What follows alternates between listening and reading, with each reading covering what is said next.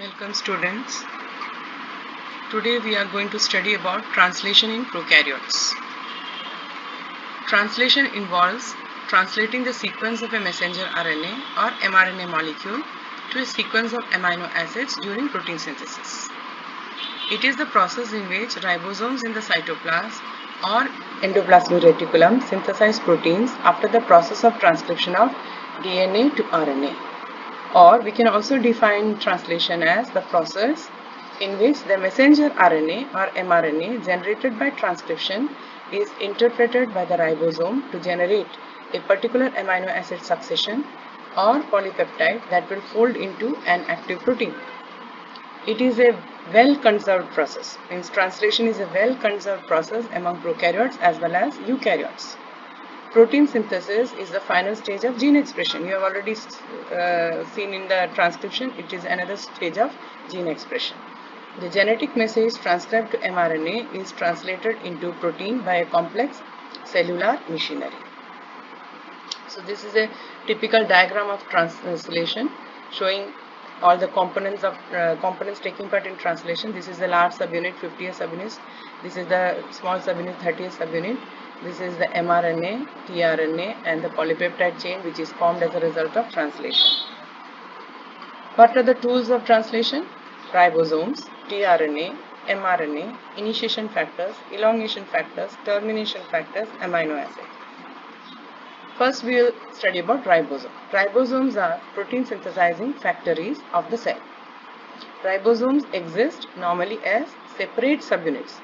You will see the large subunit and small subunit separate. Only when translation starts, then only they join together. And both the subunits are composed of proteins and rRNA. The subunits come together to form a ribosome when they bind to an mRNA near its 5' end.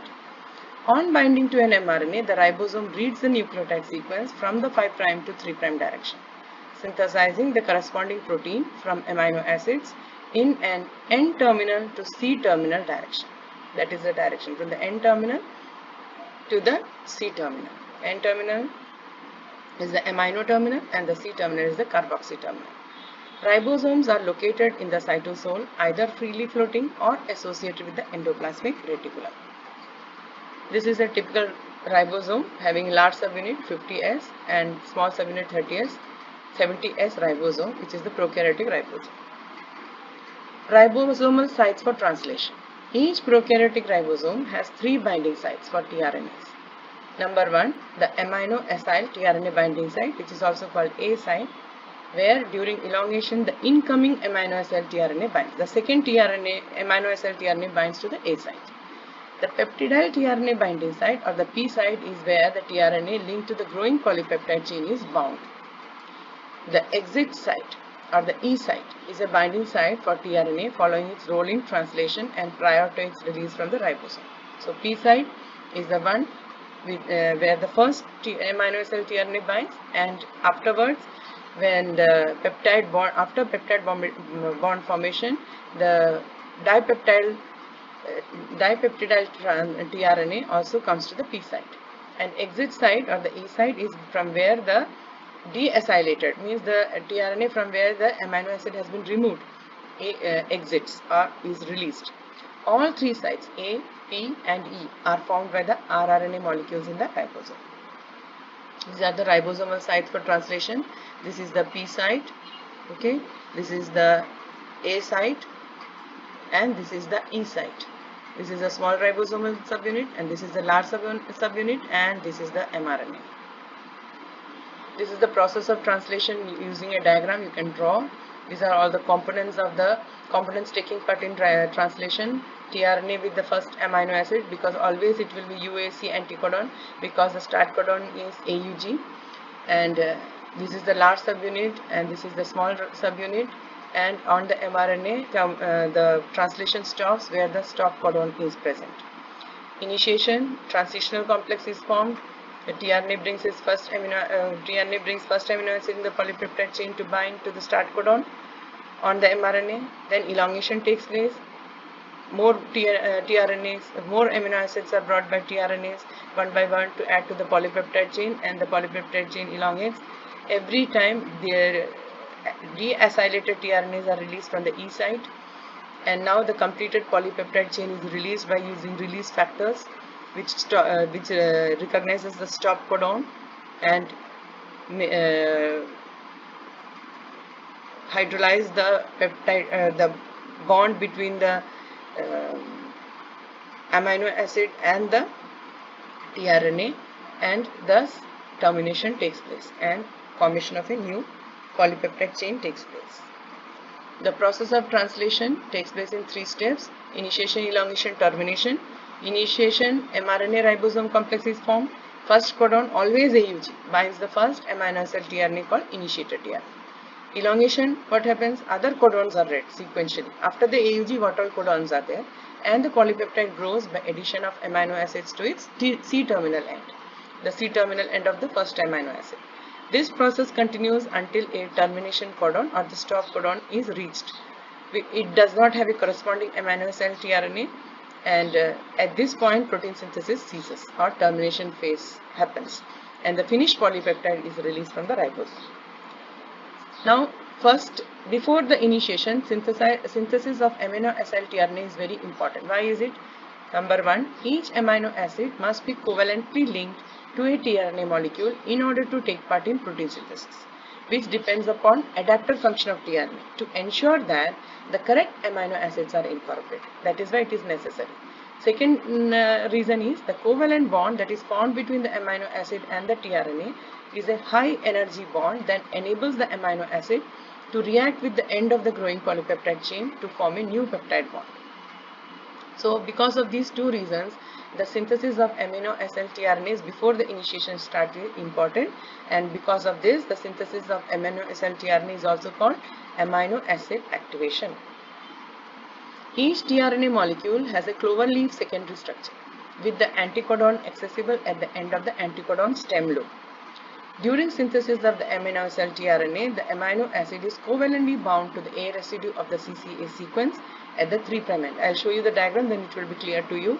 There is a CCA sequence at the 3' end where the amino acid will bind, and there is an anticodon stem loop where the anticodons will be present according to the codons present on the mRNA. Each tRNA molecule carries only a single amino acid. The attachment of an amino acid to a tRNA is catalyzed by an enzyme called amino acyl tRNA synthetase. A separate amino acyl tRNA synthetase exists for every amino acid, making 20 synthetases in total. This is a tRNA molecule which you have already studied in other semesters. This is the 3' end where CCA is there, and the A part binds to the amino acid using an ester bond. This is the anticodon loop where the anticodons are present according to the codons present on the mRNA. This is how they bind to the mRNA. The synthesis of amino acyl tRNA occurs in 2 steps.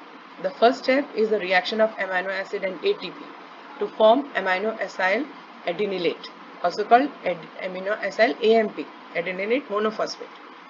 In the second step, without leaving the enzyme, the amino acyl group of the amino acyl AMP is transferred to 3' end of the tRNA molecule to form amino acyl tRNA. The overall reaction is amino acid plus ATP plus tRNA. Okay, first amino acid plus ATP joins to form amino acyl AMP, then that amino acyl AMP will join with tRNA to form amino acyl tRNA, releasing AMP and inorganic phosphate. Initiation of protein synthesis. The first codon translated in all mRNAs is the start codon or the initiation codon, that is AUG, which codes for methionine. So every polypeptide, the first amino acid will be methionine. 2 different tRNAs are used for the 2 types of AUG codon. Means the codon which is initiator, for that tRNA Fmet is used for initiation codon, and initiator tRNA, it is also called initiator tRNA, whereas tRNA Mmet is used for internal AUG codons. If AUG is present in between for methionine, then tRNA Mmet is used. In prokaryotes, the first amino acid of a new protein is N-formylmethionine, abbreviated Fmet. Hence, the amino acyl tRNA used in initiation is Fmet tRNA Fmet.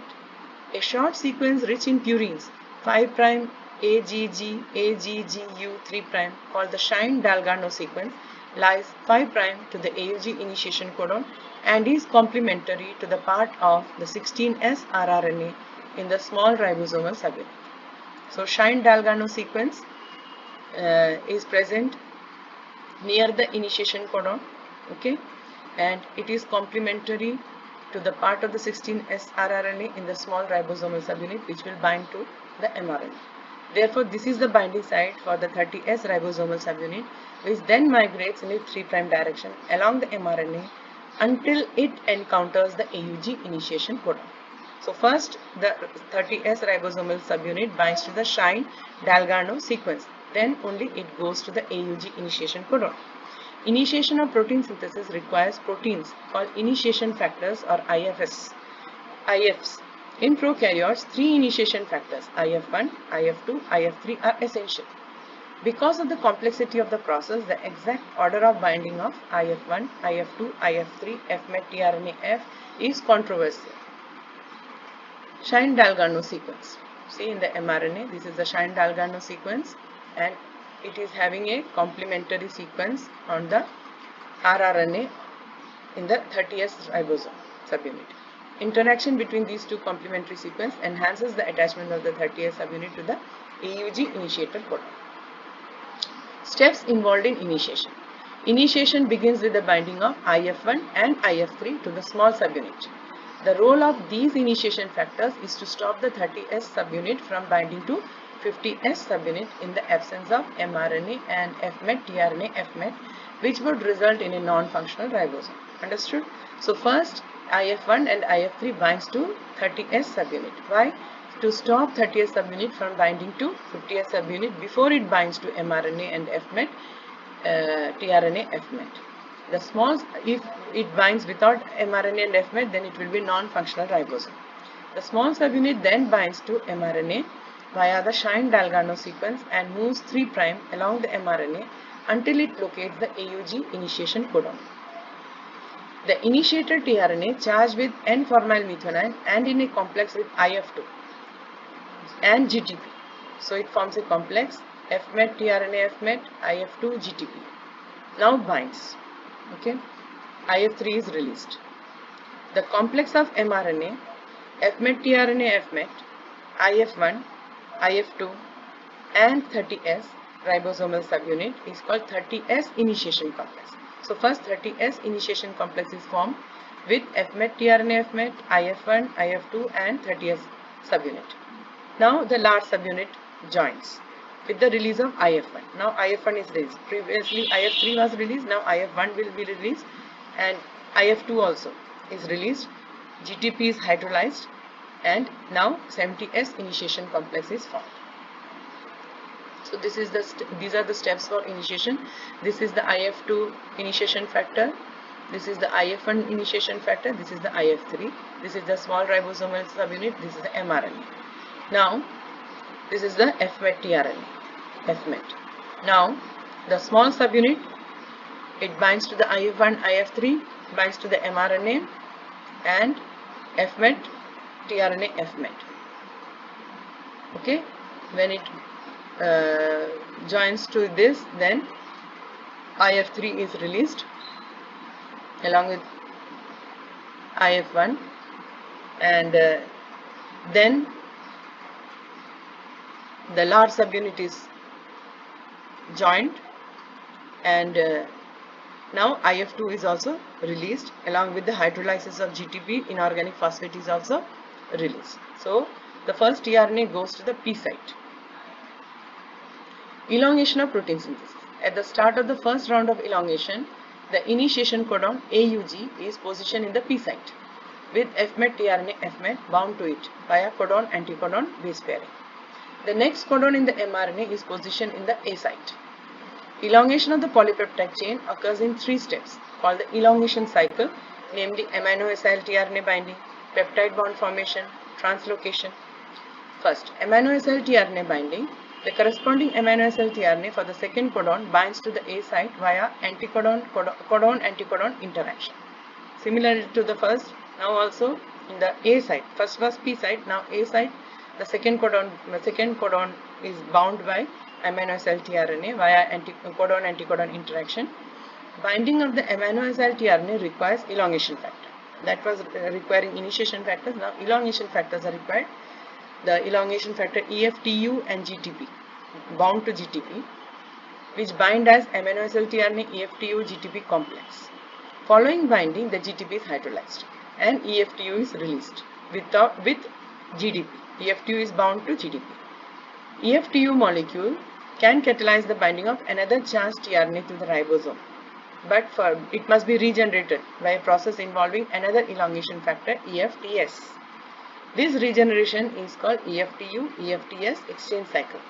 So now what happens? The EFTS binds to EFTU, which was bound to GDP, and displaces the GDP. Now you are getting EFTS-EFTU. The GTP binds to EFTU and displaces EFTS. Okay, it binds to EFTU and now EFTS is displaced, and now EFTU GTP is again formed. It will take part in another round of elongation.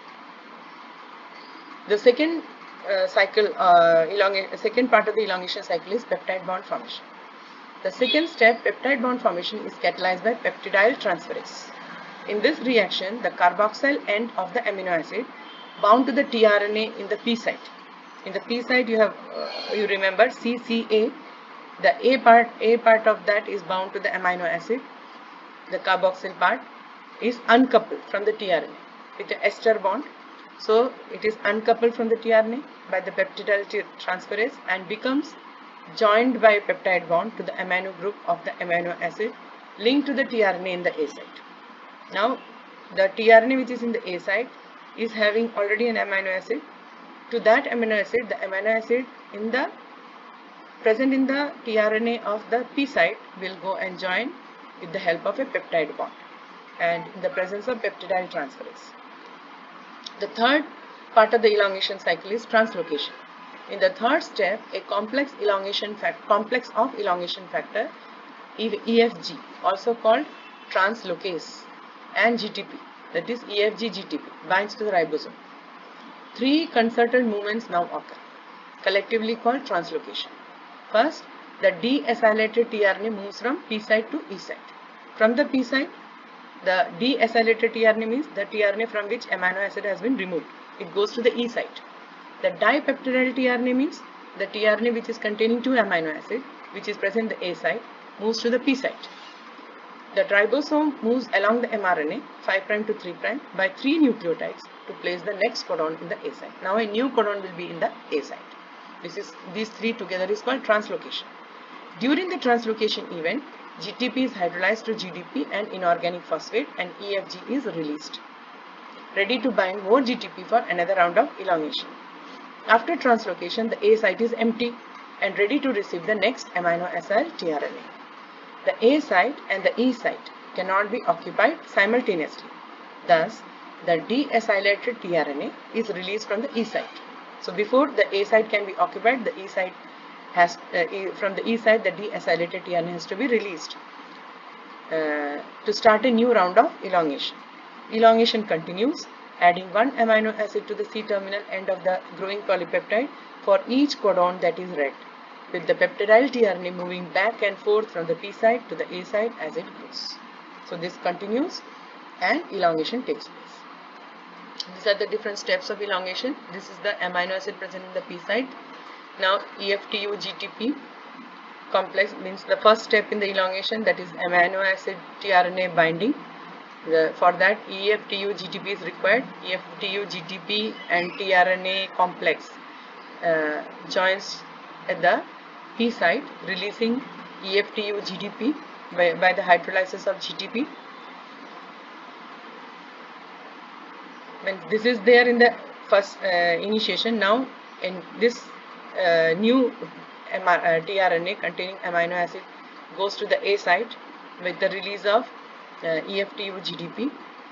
The next is peptide bond formation. Now the carboxyl end joined to the CCA, A part of the tRNA in the 3' is hydrolyzed and it forms a peptide bond with the amino acid present at the on the tRNA of the A site, and thus this is a deacylated tRNA and this is a dipeptidyl tRNA. With the help, next is translocation. With the help of GTP-AFG hydrolysis, now what happens? The tRNA at the P site moves to the E site, and the tRNA, dipeptidyl tRNA at the A site moves to the P site. Here you can see this is the deacylated tRNA and this is the dipeptidyl tRNA. Moves, and the deacylated tRNA is released. Okay, this is again a new tRNA because now the A site is empty. For that, a new tRNA with the EFTU GTP again joining to this tRNA is formed by the hydrolysis of the GTP and formation of EFTU GTP. The next round of codon anticodon interaction takes place in the A site. Again the same process will be released, will be done. This dipeptide will be removed from this tRNA and it will join to the amino acid at the A site, and now there will be tripeptide here, and this will be the transfer RNA at the P site will be deacylated and it will move to the E site. The tripeptide will move to the P site and the process goes on till termination takes place. Eventually one of the three termination codons, also called stop codons, become positioned in the A site. These are UAG, UAA and UGA. Unlike other codons, prokaryotic cells do not contain amino acyl tRNAs complementary to stop codons. Instead of amino acyl tRNAs, one of the two release factors RF1 and RF2 binds to the stop codon. So UAG, UAA, UGA are stop codon. They don't have any corresponding amino acyl tRNAs. So no more amino acids can be bound, but stop codons will be recognized by release factors RF1 and RF2. RF1 recognizes UAA, UAG, RF2 recognizes UAA, UGA. Third release factor is there, RF3. It is needed for RF1 also and RF2 also when they interact with ribosome. Thus either RF1 plus RF3 or RF2 plus RF3 bind depending on the exact termination codon in the A site. RF1 or RF2 binds at or near the A site, whereas RF3 and GTP binds elsewhere on the ribosome. The release factors cause the peptidyl transferase activity to transfer the polypeptide to a water molecule instead of to a tRNA molecule. Now the polypeptide is transferred to a water molecule instead of amino acyl tRNA, effectively cleaving the bond between the polypeptide and the tRNA in the P site, and that is how the polypeptide is removed. The free polypeptide now leaves the ribosome, followed by mRNA and free tRNA. All are now free. Now they can and the ribosome dissociates into 30S and 50S. Ready to start translation again. This again I have given a diagram which you can use. Whichever diagram is easy for you, you can use that. Thank you.